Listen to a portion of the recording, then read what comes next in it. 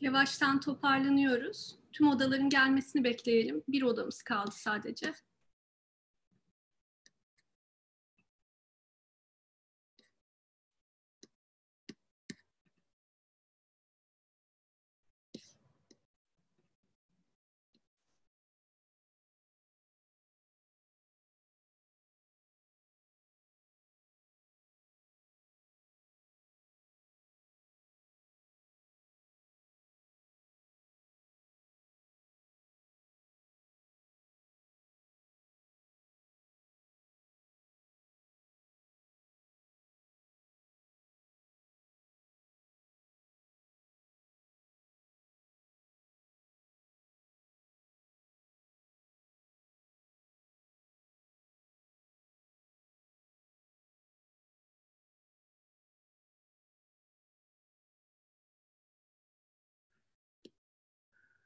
Son odamız da geliyor. Yavaş yavaş. Harika. Benim böyle odaları bir gezme fırsatım oldu ve hepsinde böyle birbirinden derin, detaylı konuşmalar oluyordu. Örnekler büyük bir samimiyetle paylaşılıyordu. Çok teşekkürler paylaşımlar için. Diğer odalarda aklınız daha az kalsın diye ben şimdi moderatörlere çok kısa mikrofon uzatacağım. Neler konuşuldu bahsedebilirseniz çok seviniriz. Serracığım, sizinkinden başlayalım mı? Olur tabii İstemciğim. O kadar keyifli bir oturumdu ki çok da not aldım. Şöyle hızlıca bu kurumsal özel sektör ve kamu işbirliklerinin sosyal girişimlerin aslında kurumsallaşmasına büyük katkısı olduğundan bahsettik. O süreçler ne kadar zorlu olursa olsun o süreçte çok şey öğreniyoruz. Değer önerilerimizi bile değiştirebiliyoruz. Çünkü günün sonunda mevcut sistemin bize getirdiği araçları kullanmak zorundayız. Özel sektör ve kamu işbirliği de bu anlamda bizim kendi girişimlerimizi ölçeklendirmemize, daha kurumsallaştırmamıza çok büyük bir katkısı var. Ve iki taraflı bir işbirliği oluyor. O güzel. Onlar da bizden öğreniyorlar. Onları da değiştiriyoruz. Bakış açılarını değiştiriyoruz. Yeni hedef kitlelere ulaşmalarını sağlıyoruz. Yeni hizmetler, ürünler oluşturmalarını sağlıyoruz. Bir nevi aslında kapsayıcı iş modeli yaratmalarına yardımcı oluyoruz. Yani o iki nokta birbiriyle buluşmuş oluyor. Yani sosyal girişimlerle kapsayıcı iş modeli denen, inclusive business denen şey aslında buluşmuş oluyor. Bunun üzerine biraz paylaşımda bulunduk. Onun dışında da işte kamu ve özel sektör tabii farklı. Kamuyla işbirliği yaparken özellikle onların dilini konuşmak, onların hiyerarşik yapılarına uyum sağlamak çok kolay olmayabiliyor. Çok iyi anlatmak gerekiyor. Özel sektör tarafında da öyle. Ortaya çıkacak olan değeri iyi ölçüyor ve etkimizi ortaya koyabiliyor olmamız gerekiyor. Tolga'nın söylediği çok güzel bir şey oldu. Dedi ki işte kamu tarafında finans var ve kitlelere ulaşma imkanı var. Sosyal girişimler tarafında da esneklik ve uzmanlık var. Bu ikisi bir araya geldiğinde çok güzel birbirini tamamlıyor aslında. İki tarafında birbirine ihtiyacı var sürdürülebilir kalkınma için. Tülin'in kapatırken söylediği şey harikaydı. Ben de belki bununla kapatabilirim. Hayal et, harekete geç, sabret. Gerçekten kolay süreçler değil. Ama bu süreci yaşarken bizler de öğreniyoruz, gelişiyoruz, kurumsallaşıyoruz ve karşı tarafa olan etkimiz hem toplum düzeyinde oluyor hem de o kurumların değişmelerine yardımcı oluyor. Diyerek bir dakika içinde kaldım umarım. Çok teşekkürler Serracığım. Tülin'in sözüyle kapattığın için benim de şimdi bir hatırlatma yapmak istedim. Tülin'in Hayallerin Hasadı isimli Tülin hikayesini anlatan kitap ikinci baskısını yaptı. Daha da detaylı öğrenmek isteyenler bir göz atabilirler o kitaba. Ayşe'cim, sizin oturum nasıl geçti etki yatırımı ile ilgili de senden duyabilir miyiz?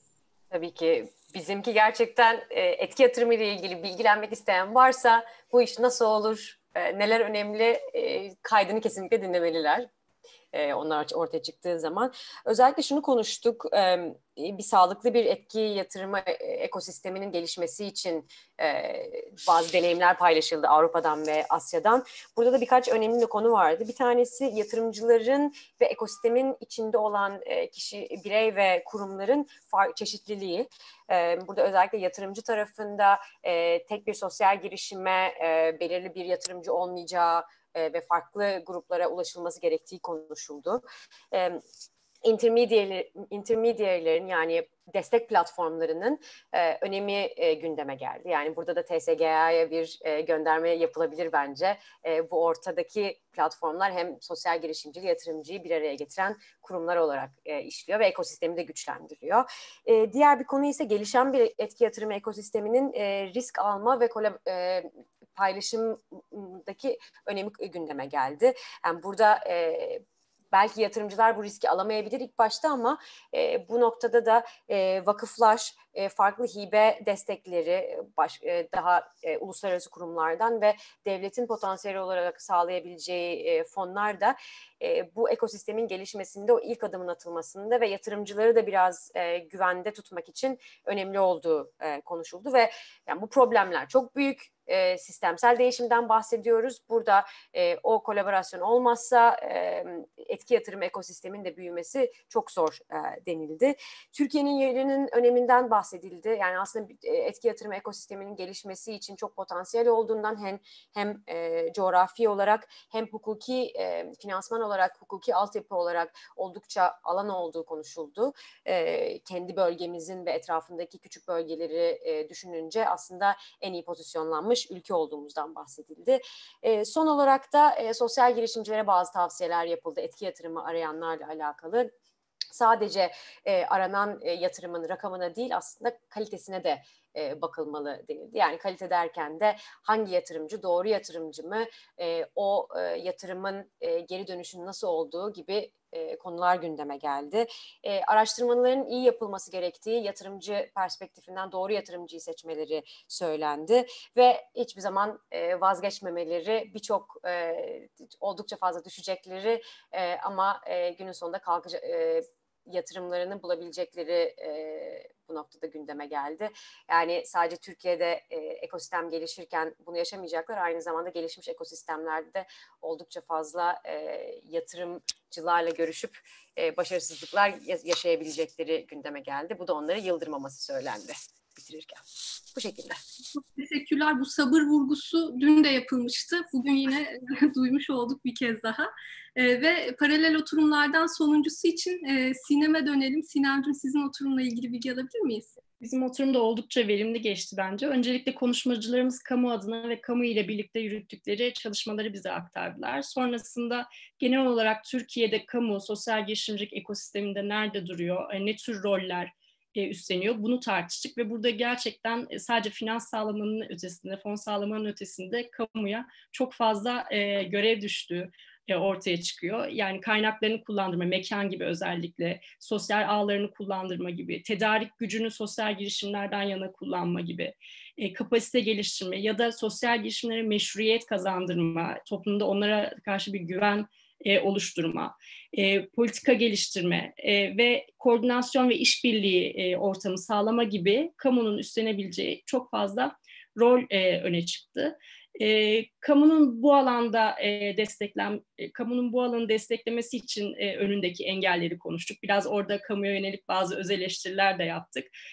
Sonrasında da kamu çalışanlarına kurumsal düzeyde bu alana katkı sağlayabilmeleri için ne tür öneriler verirler konuşmacılarımıza bunları sorduk. Burada da aslında Ayşe'nin söylediğinde de benzer bir şekilde cesaret ve ısrarcılık çok fazla öne çıktı.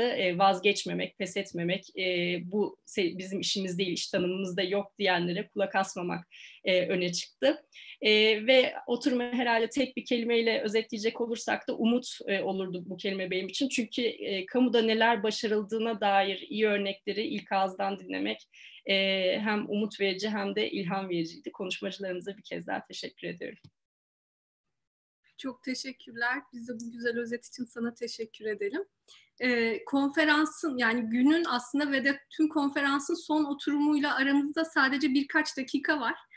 Ama bir kısmımız 9'dan bir kısmımız 9.30'dan beri oturur halde. O yüzden kısa bir esneme arası verelim istiyoruz. Benim saatim 11.52'yi gösteriyor. 8 dakika sonra 12'de tekrardan bu ekranda buluşalım.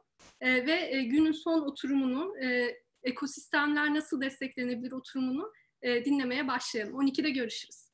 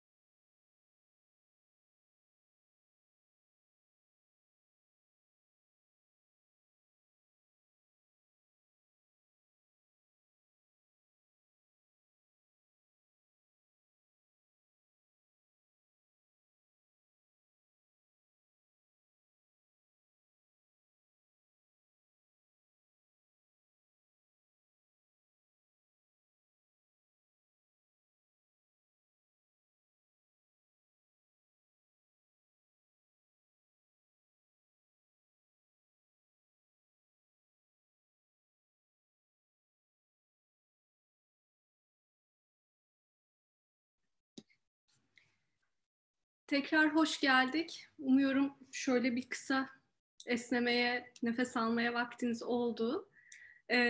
Günün ve aslında 2 günlük konferansımızın son oturumundayız. Sosyal girişimciler için destek ekosistemleri nasıl oluşturulur? Bu oturumun kolaylaştırıcılığını ve Koç Vakfı Özel Projeler Yöneticisi sevgili Seçil Kınay yapacak. Ve misafirleri de Bosna Hersek'ten. Oturumu İngilizce yürüteceğiz bu nedenle.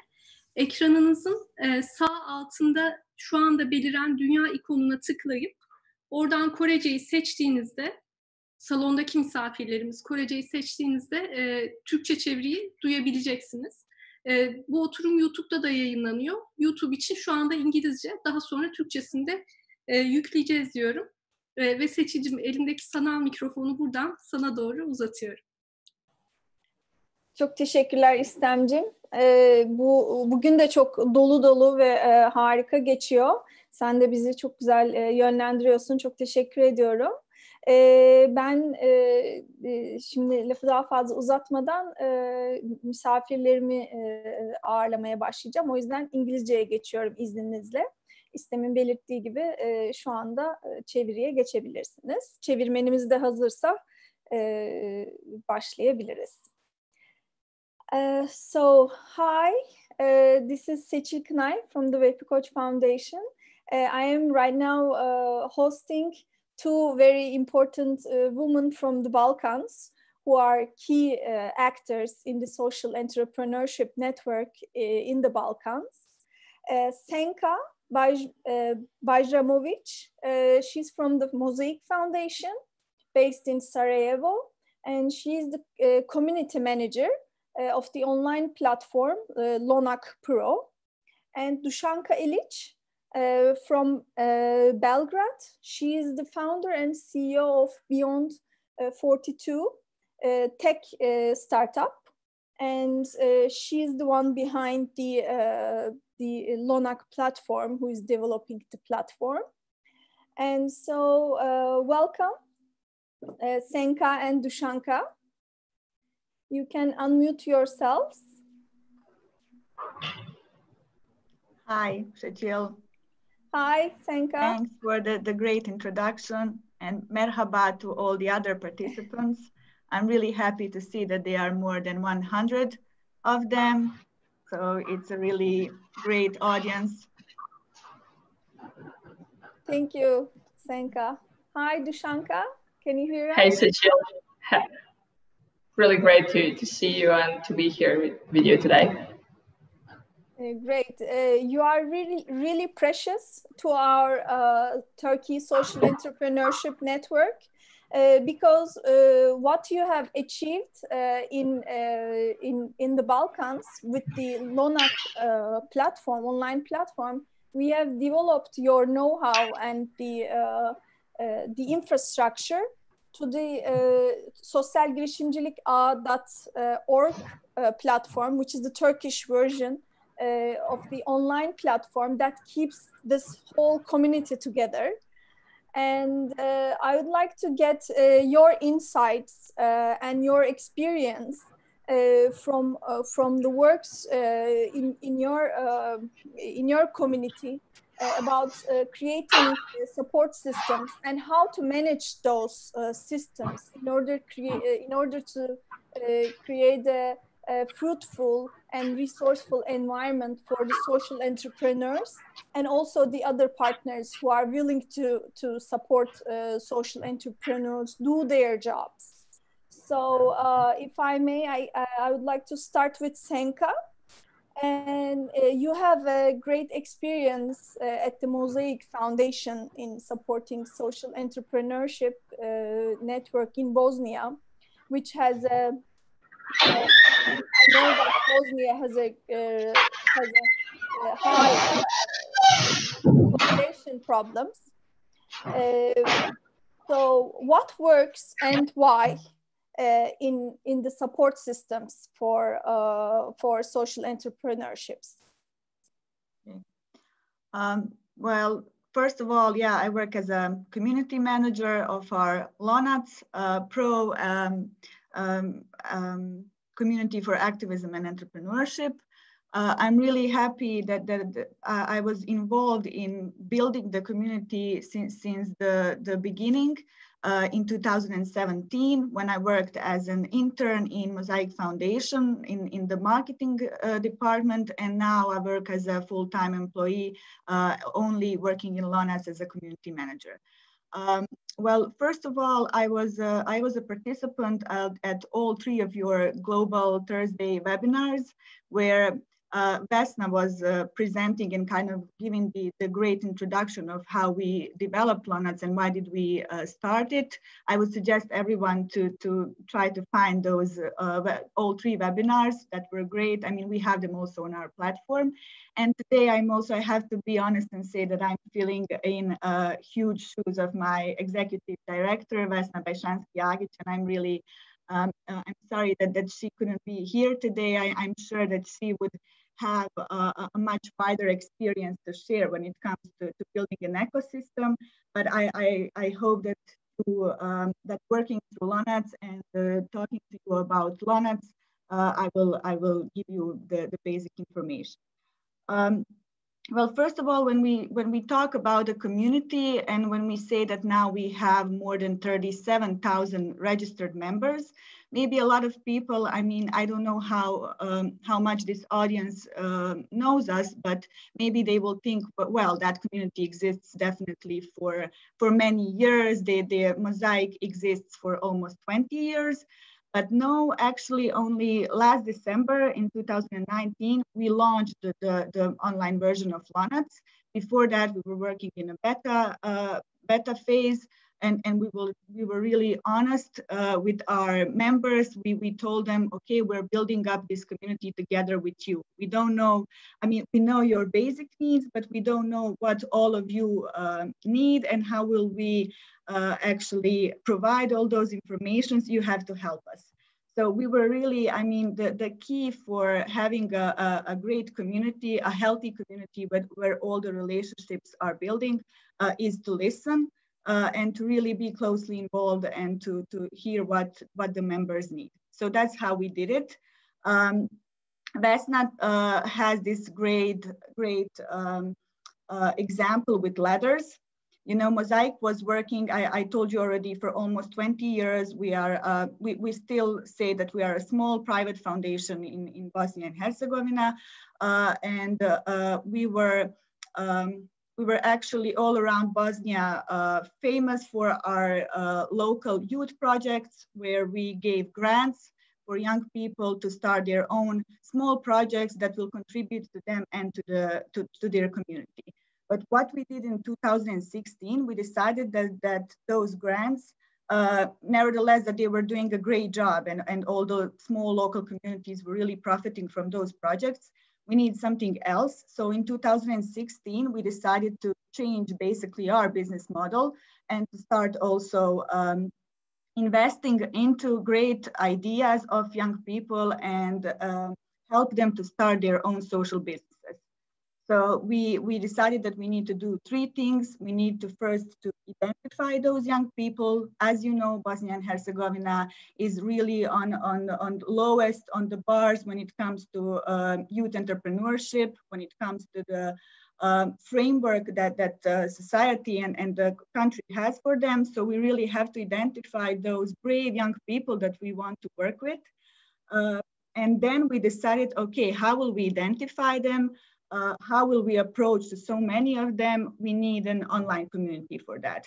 Thankfully, we met Dušanka then, and I'm sure that she will tell you more about how it all began and how did she help us.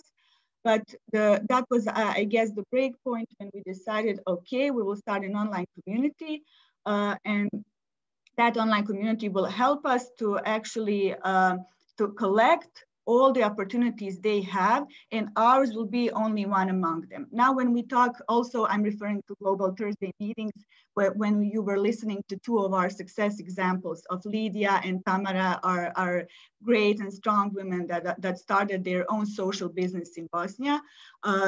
One was last year, one started last year and one like 3 years ago, and they are still in the business.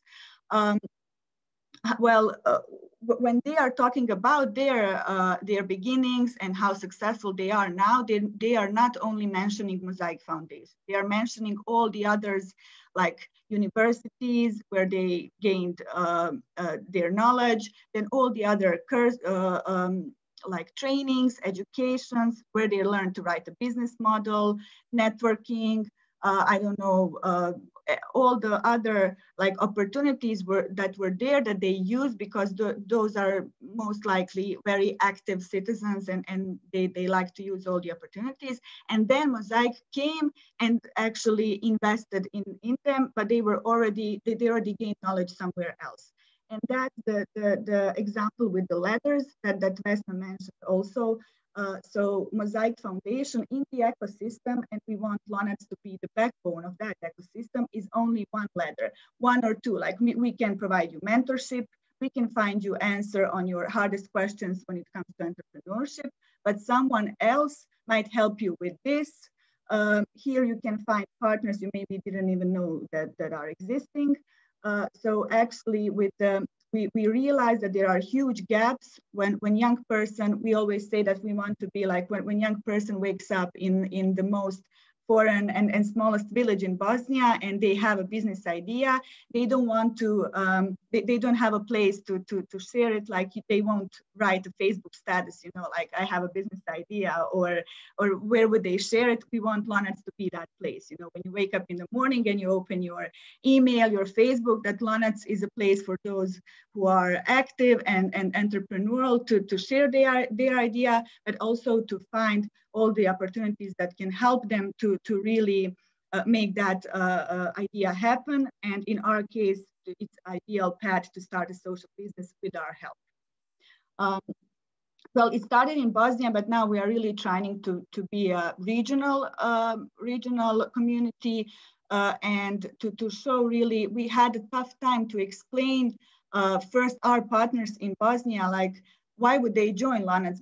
Because they think it's, you know, you developed this, you invested so much time and money in it to have an online community, because to develop an online community is much harder than just to develop any other web page. I mean, you have so many interactions, you have a Q&A session that is really kind of the backbone of the whole community. I'm sure Dušanka will also mention more about that. So why are you offering us for free to join you? I mean, so again, referring to those letters, if we have this Tamara or this Lydia in our mind and we want to help them, we can't do it alone. So for their sake, we invite them to join us to help them, so we can have really in 5 years from now, role models for young people that are not singers, sportsmen. I don't have anything against them, but like they are majority. We want the role models for them to be entrepreneurs. So I think that kinds of I hope that wraps up a little bit about how we started the ecosystem.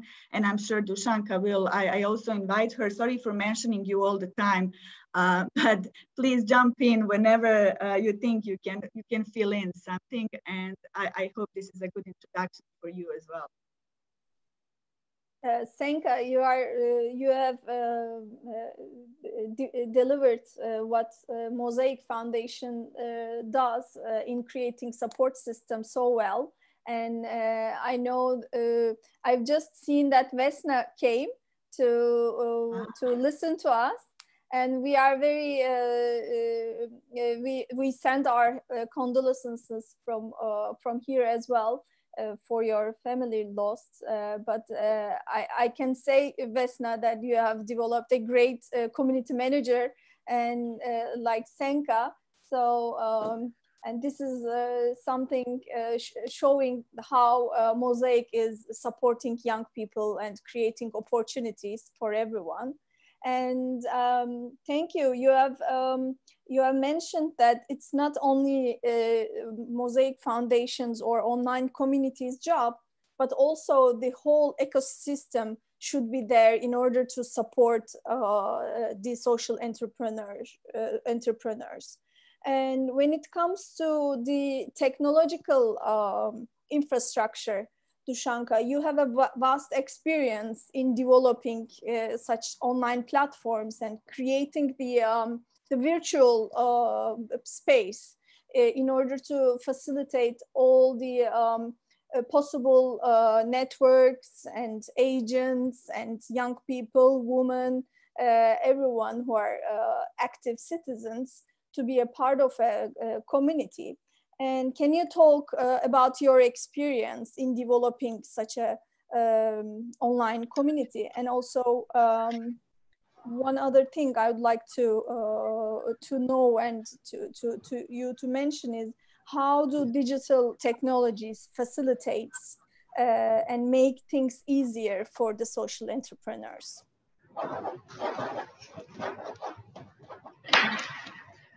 So Jill, I destroyed 2 companies before this one, so this is the third tryout from my side. I started the first one when I was 23 out of my dorm, but pretty much all I did was doing the same thing, the different legal entities and stuff. I recently spoke to a friend of mine. She's a university professor at Freie University of Berlin, and she said, like, Dush, you're like in the experiment when you have a control group and you have psychopaths, and they tell them, like, okay, put your hand here, we'll hit you with a certain voltage of the electricity, and the psychopaths, they go and say, let me try. While normal people, they start sweating and thinking, what's going to happen to me? So I go from these entrepreneurial things from one to another and stuff, but the main driver for any kind of creation, right, is like you start with values. And if you have offline behaviors, and they are all offline behavior, then you can translate it into software. So here as well, we were not solving tech problems, we were solving social science problems. But when you think about it, like the overall ecosystem reflects on how the community will look like. I cannot build like in Bosnia or in this part of the Balkans, depends how you call it.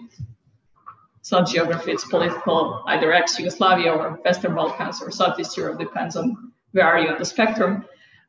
We share one thing, it's a common language, depends how you call it. And that was the firm cultural basis that was that helped Mosaic to become as prerequisite to become backbone organization when it comes to creating like collective impact. If you think about collective impact as a landscape and something that you want to achieve, that was one prerequisite for Mosaic to position itself. Then you think about the communities. If there is no reason for existence, like think about it, like you have, like Senka mentioned, examples of young people all over the region thinking about starting something. There are 3 ways why they're doing it, or 3 main reasons how I see it. Either they're unemployed and they have to learn something, or they had someone from a family or role models always wanted to be entrepreneurs, they go there, or they see the market opportunity problem, they want to jump in and start doing those things. And then you start as like, okay, what do I do next? I have this idea, I want to start it, and where do you go? Mosaic wanted to be the first go-to place when someone started thinking, I'm talking about not very established entrepreneurs, they're working with young people from 17 to 35, usually first-time entrepreneurs. For a lot of them, it's a first job at all. Bosnia is like least entrepreneurial country in Europe, and you start with that, right? In this case, you have to go and say like, okay, this is the landscape, right? Assess it and say like, we want to be here. How do we cross the gap? And in order to be here, like you have immature ecosystem that started, slowly growing. But if you don't reach the critical mass, it can fall back and everything can collapse again and restarting or whatever. The sense of purpose or reason for existence is one sentence that when you ask me like what brought us here, Mosaic will tell you we want to build role models and new generation of social entrepreneurs. When you think about impact entrepreneurship or social entrepreneurship, this is my private opinion, it's act of creation.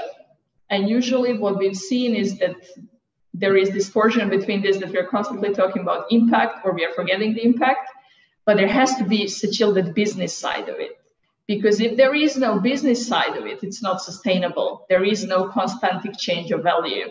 So it's also with the technology. You think about product development and you think like, who's going to be using it? I'm coming to this community to do what? Every Wednesday, every Friday, every whatever. And what is the meaningful usage? So you come and say, like, when we launch this community in period of year, or in 12 months, we will say that it's successful. How do we measure that? You do that as a second step. So you're starting with something, what is the reason for existence, and where we want to be, like, in terms of metrics. How do you measure it? Like, they all knew, like, we want new generation, la la la, change the society. But is that, like, 5 new investors?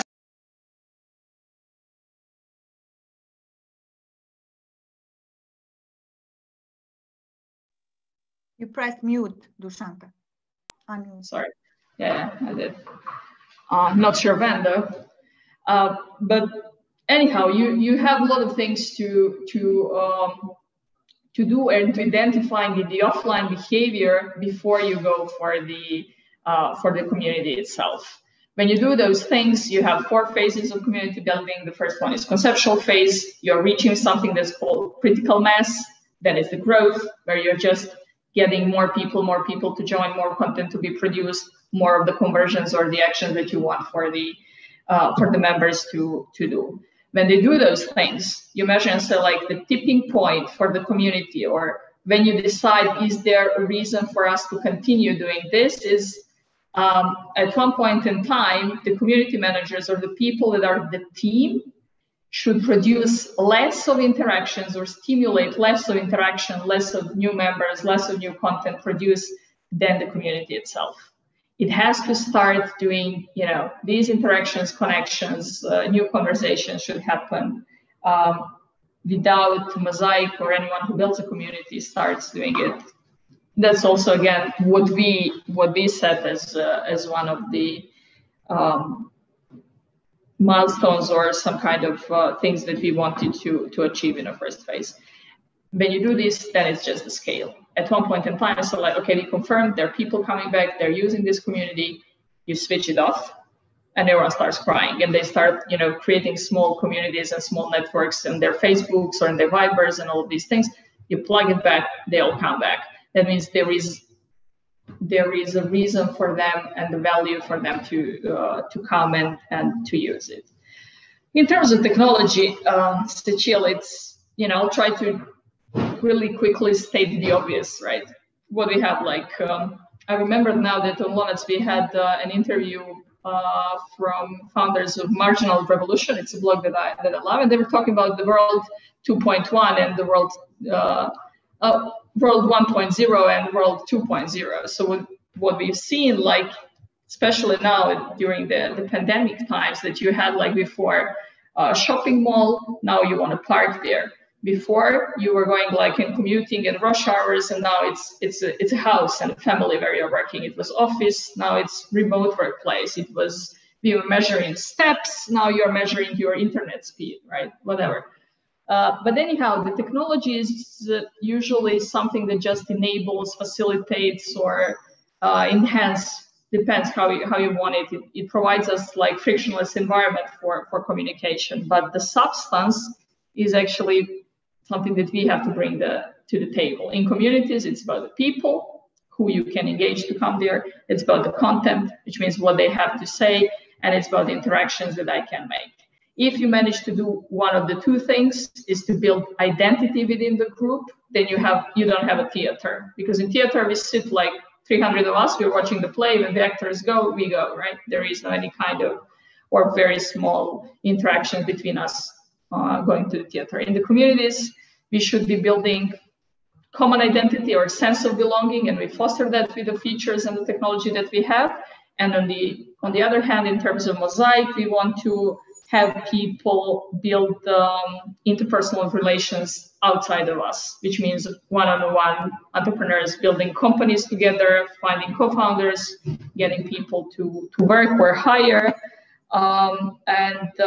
In terms of metrics, we started with 0. Now it's about 30,000, 40,000 people, like Senka said, more than 70,000 content pieces that are exchanged in the community, but more and more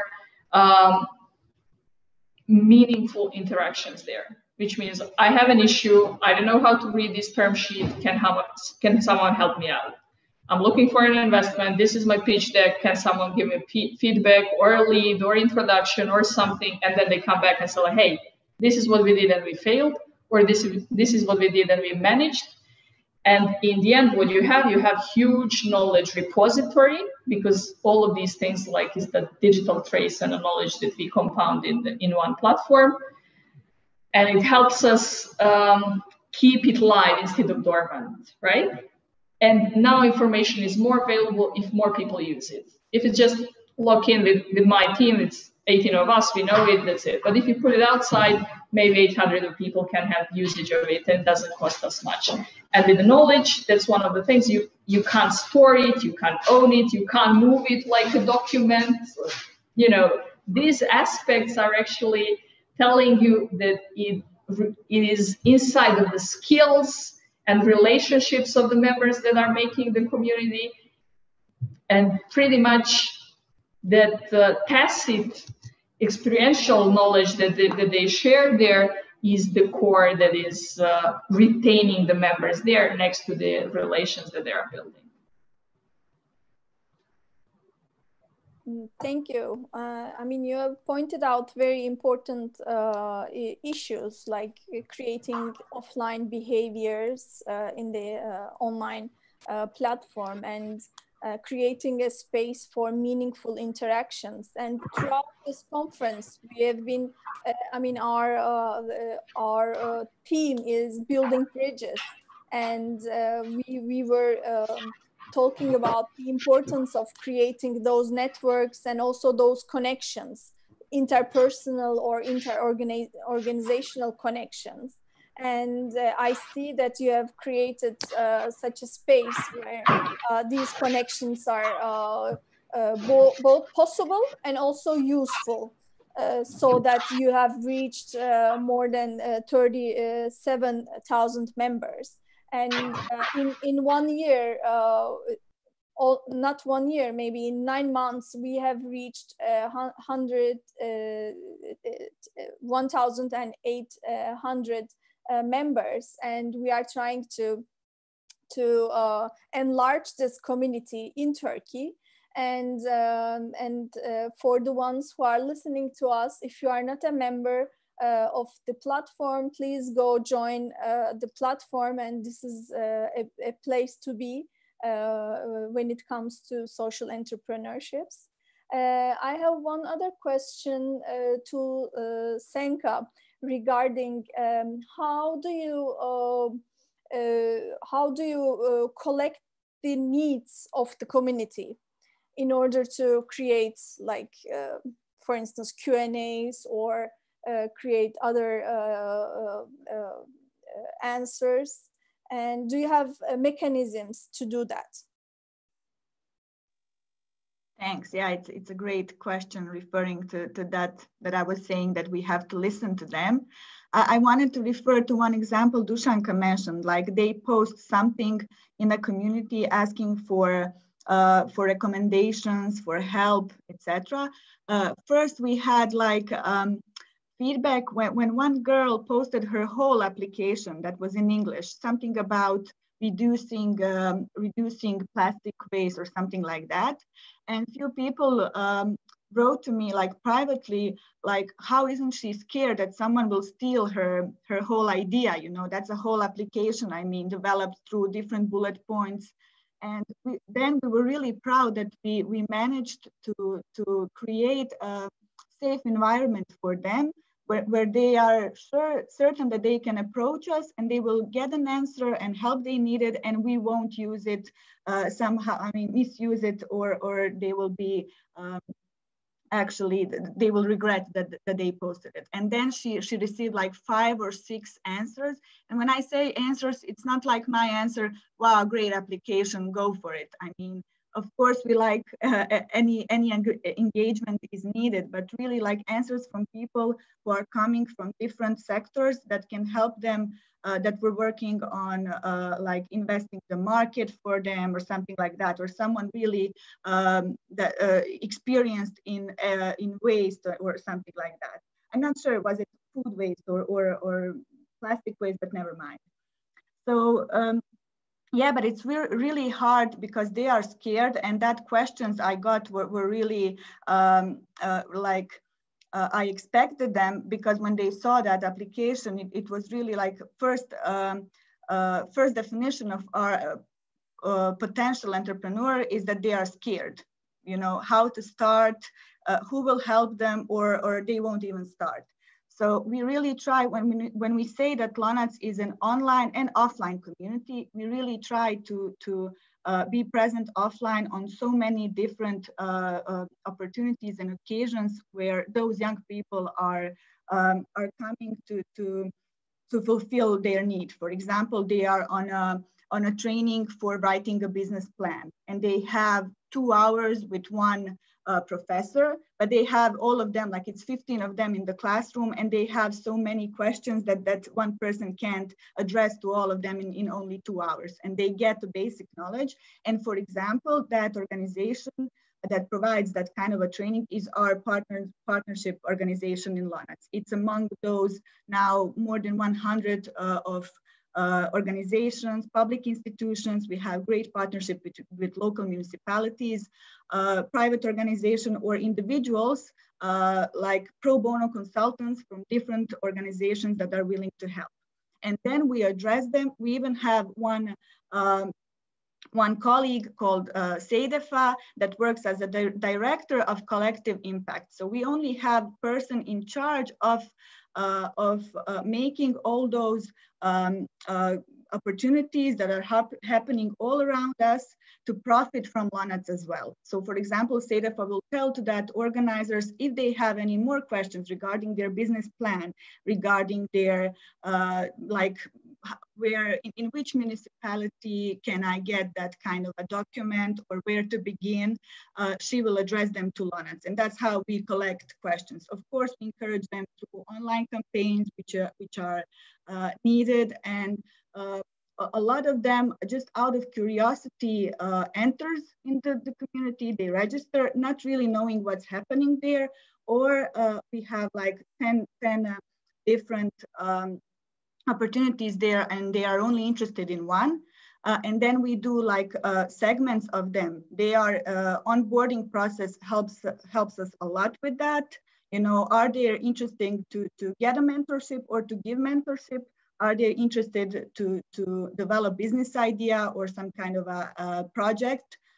So then when we put them in segments, we deliver different information for them. We don't expect that all of the content in Lonac is desirable for everyone, of course not.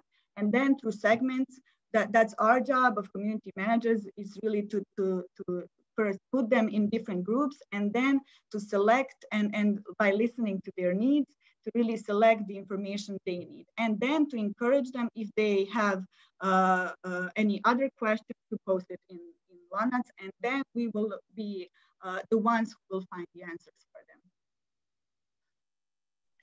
Thank you. I mean, both the partnerships and creating a trustful, safe environment for all the partners is such important issues. And we are coming nearly to the end of our conversations, but I have a question for both of you. We have right now a diverse audience here.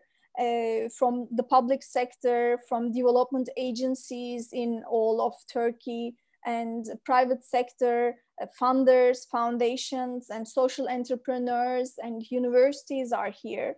I would like to get a list perhaps from you of 3 items that would be a blueprint for this diverse audience who are trying to support and who are trying to create the social entrepreneurship network in Turkey. And what would be your suggestions, like the most important items? Maybe Dushanka, you can start.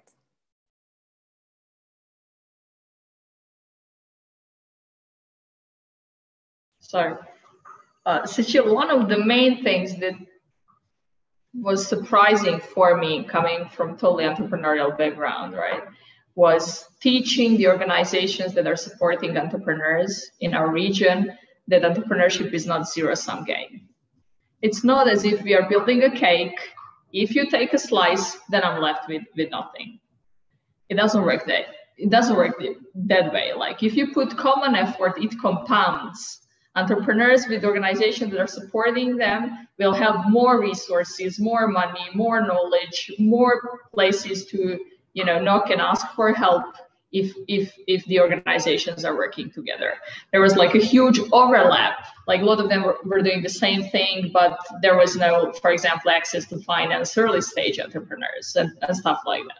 So knowing the ecosystem and trying to just focus on creating more value together instead of thinking that this is a zero-sum game was one of the, this is just like my personal observation. It doesn't, it's just what I can share from what I've seen.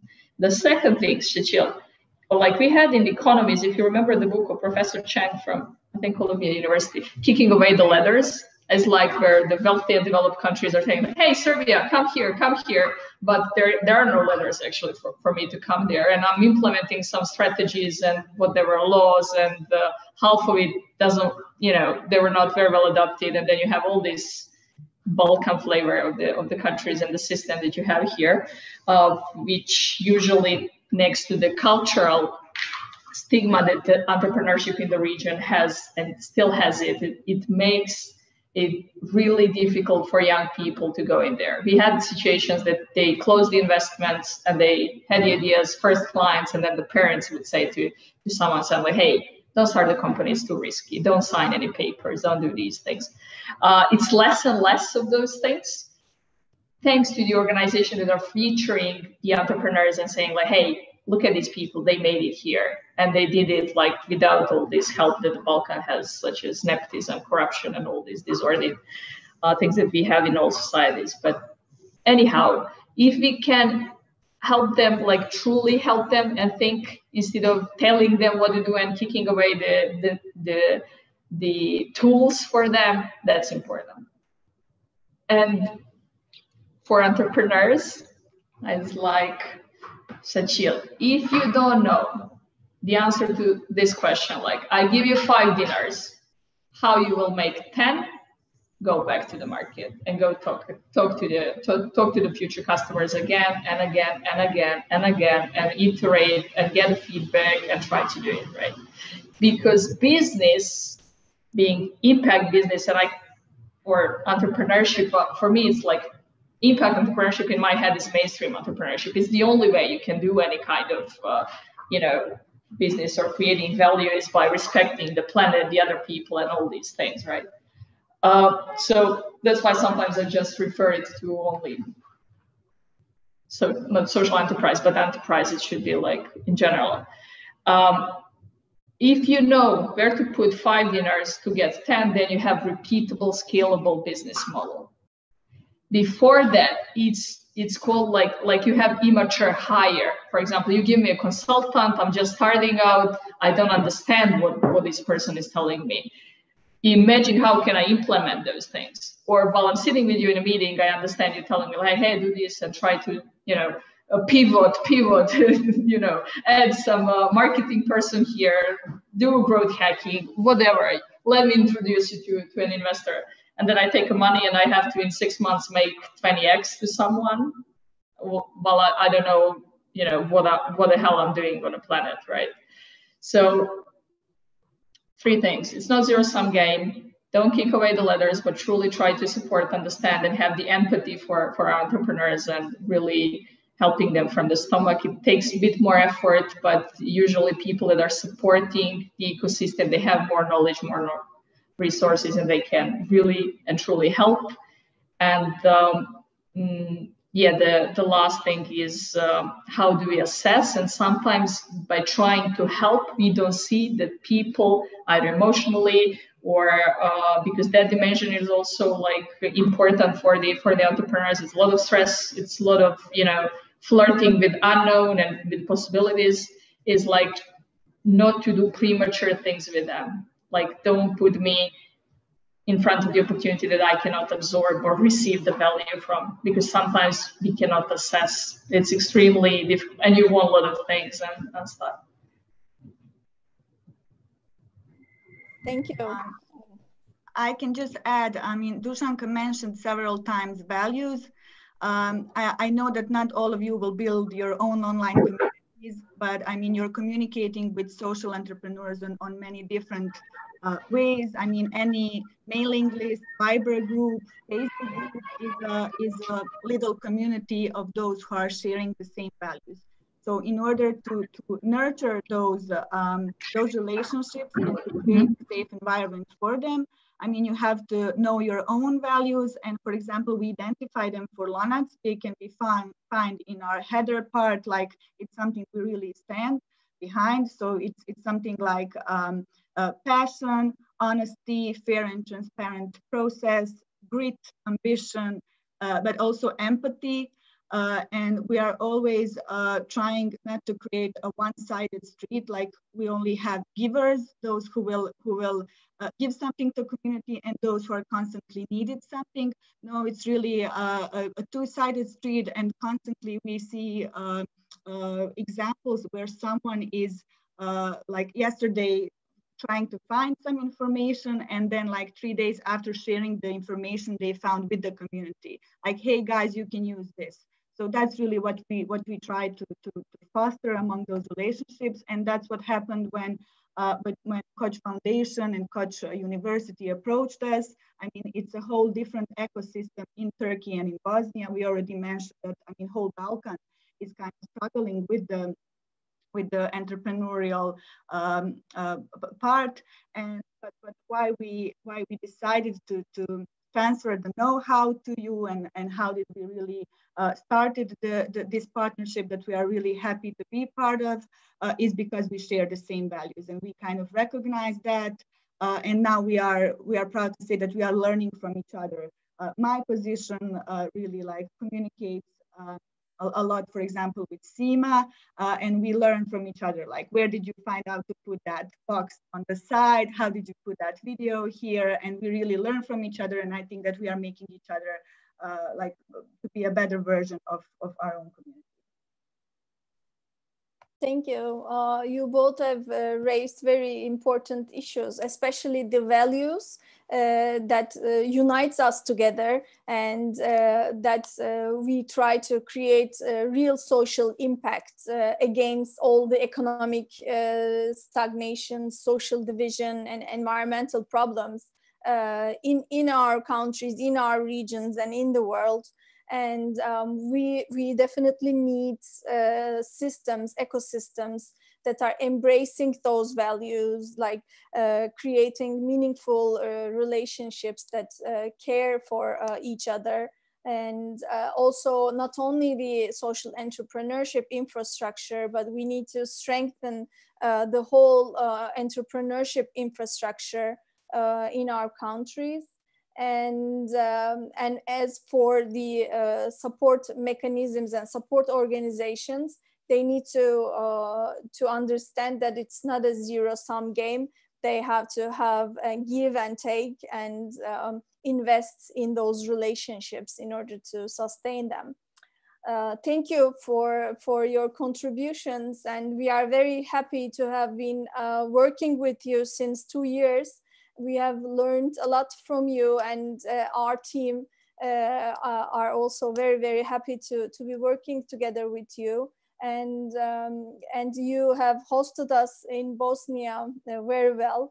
I wasn't there, but my friends who came there were very happy. And yesterday we were talking about it in another session. And we hope we will enlarge this system and be role models for everyone who would like to create social impacts. And thank you, Senka, thank you, Dušanka, and also thanks to all the Mosaic team and also Vesna for creating this opportunity. So I'll hand the microphone to İstem for the closure. Thank you. Çok teşekkürler Seçil'cim. Ve bir wow diyelim. Aslında dün ekosistem örmekle başlayan genel olarak konferansın söylemini bugün yine ekosistemler nasıl örülür hem online'da hem offline'da gerçek örneklerle görmüş olduk. Ve 2 günlük Türkiye Sosyal Girişimcilik Yağı Köprüler Kurmak konferansının sonuna geldik. Bugün başladığımız gibi yine 2 duyuruyla bitirelim istiyoruz. Önce sabahki duyurulardan birini ben tekrar edeceğim. Önümüzdeki hafta bugün, Perşembe günü yine öğleden sonra bu kez sürdürülebilirlik çalışan ve çoğu çokça genç olan sosyal girişimcilerle, aktivistlerle birlikte küresel iklim grevine de bir çağrı olacak nitelikte bir webinarımız olacak. Bunun duyurusunu pazartesi gününden itibaren sosyal medyamızdan takip edebilirsiniz ve webinara kaydınızı yaptırabilirsiniz. Yine kayıt gerekiyor. Bunu duyurmuş olalım. İkinci duyuru da yine aslında sürdürülebilirlikle ilgili, iklimle ilgili. Şu ara önü alınamaz yangınlarla uğraşıyor Amerika'nın batı yakası özellikle ve iklim krizi her an her yerde. Bir yandan da bununla ilgili farkındalık çalışmalarını yıllardır sürdüren sosyal girişimciler aramızda. Pınar'cığım, bu seneyle ilgili bize güzel haberler vermen için sana veriyorum mikrofonu. Çok teşekkürler İstemciğim. Duyabiliyor musunuz beni? Süper.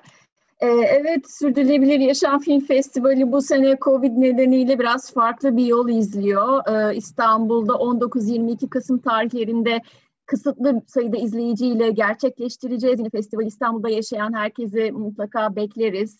Salon kapasitesinin alabildiği kadarıyla biraz farklı bir formatta yan etkinlikler olmadan gerçekleştireceğiz. Biraz önce bahsettiğin orman yangınları vesaire birçok konuda çok güzel belgeseller var seçkide yine. Ve Covid nedeniyle bu sene hızlandırdığımız bir girişimimiz oldu. Onu da haberini vermek istiyorum. Çevrim içi de düzenleyeceğiz bu sene festival. Aynı festival içeriğini çevrim içi olarak büyük ihtimalle 1-6 Aralık tarihlerinde tüm Türkiye'ye açık olacak şekilde organize edebiliyor olacağız. Sürdürülebilir.yasam.tv bizim bir sosyal girişimimiz biliyorsunuz. Takip edenleriniz vardır aranızda diye tahmin ediyorum. Onun yeni bir arayüzü üzerinden gerçekleştirebiliyor olacağız. Bu da bizi çok mutlu ediyor. Bu filmlerin Türkiye çapında ücretsiz bir şekilde bir festival kapsamında eriştirebiliyor olmak. Herkesi davet ediyoruz, bekliyoruz ve bütün sivil toplum kuruluşlarına da bir çağrı yapmak istiyoruz. Bu çevrim içi festivalde herkesin ilgi alanına giren belgeseller mutlaka olacaktır. Biz bir alan açmak istiyoruz bu festival kapsamında. İlgi alanınıza giren filmlerin ardından panel, konuşma, tartışma yapmak isterseniz kendi takipçilerinizle beraber filmlerin ardından böyle etkinliklerin olmasını istiyoruz. Yani herkesin katkıda bulunmasını ve kendi etkinliği gibi sahiplenip filmlerle ilişkili bizim fiziksel festival yaptığımız yan etkinlikler aslında Türkiye çapında herkesin yapabileceği bir ortam sağlamak istiyoruz. Bu konuda da eğer isterseniz ileride bizimle iletişime geçebilirsiniz info@sürdürülebiliryasam.org adresinden. Biz duyurularımızı yapacağız zaten. Bu platformu üzerinden artık bütün bu belgesellerin herkesin gösterim organizasyonu düzenleyebileceği şekilde çevrim içi veya çevrim dışı bir platforma sahip olmuş olacağız hep birlikte. Çok heyecanlıyız ve sizlerle paylaşmaktan dolayı da çok mutluyuz. Pınar'cığım çok teşekkürler. Biz de yine merakla, heyecanla bekliyoruz her sene olduğu gibi. Şimdi aslında mikrofonu son kez ben birine devredeceğim. O da tabii ki Gonca Ongan olacak, KUSİF Yönetici Direktörü. Gonca'cığım hem 2 günlük bir konferansı hem de aslında 2 yıllık bir projeyi bitiriyoruz. Sanki şimdi benim bahsederken bile biraz tüylerim diken diken oluyor, duygusallaşıyorum. O bir masa etrafında 5-6 kişi kestiğimiz pastayı şu anda burada işte şu an 80 kişi var, YouTube'dan izleyenler var. Platformumuzda 1000'in üzerinde insan var. Etkinliklerimize katılmış bir o kadar insan. Son böyle senden birkaç cümle alabilir miyiz? Evet, teşekkürler İstem. İnan aynı duyguları yaşıyordum. Dile getirdin, çok güzel.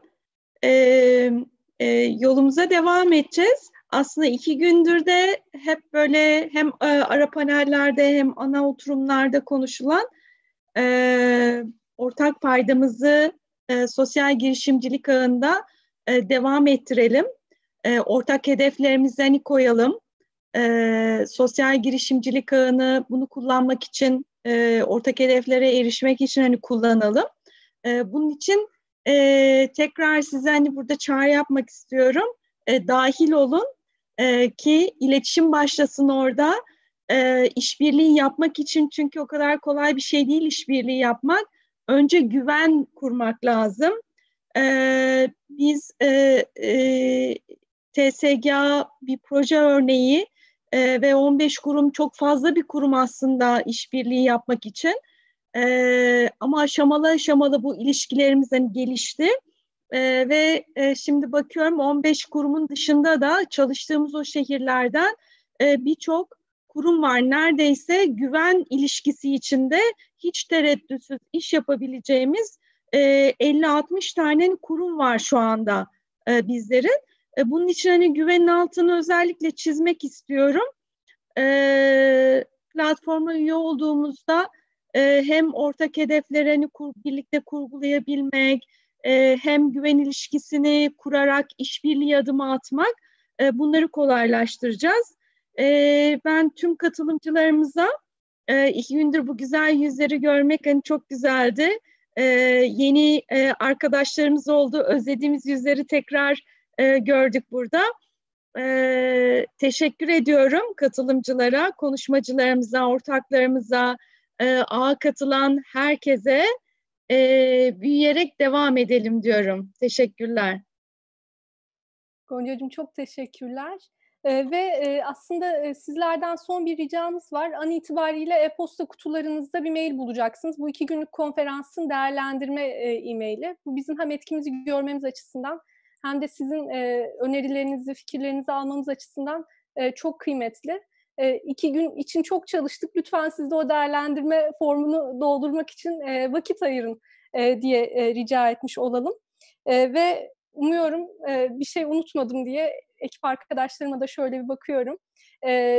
Seslerimiz kapalı olsa da bu ağı işte böyle ilmek ilmek hep birlikte öğren, büyüten herkese dün Seçil'in yaptığından da ilham alarak şöyle bir alkış yapalım. Ve lütfen sosyalgirişimcilikağı.org'a üye olun. Orada ağda kurduğumuz bağları orada güçlendirmeye devam edelim. Görüşmek üzere.